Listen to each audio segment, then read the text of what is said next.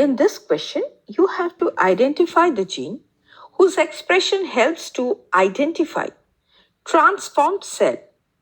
Option A, vector. It is incorrect because a vector is a DNA molecule, often a plasmid or a virus, that is used as a vehicle to carry a particular DNA segment into a host cell as a part of cloning or recombinant DNA technique.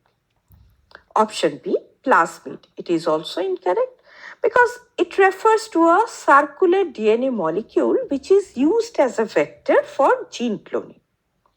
Option C, structural gene. It is also incorrect because a structural gene codes for a protein or RNA that is involved in cell function, but it is not specifically used to identify transformed cells. Option D, selectable marker.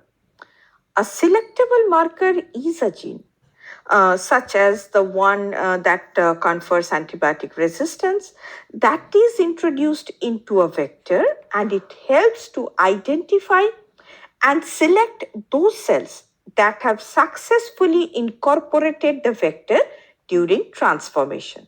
Hence, it is the correct option.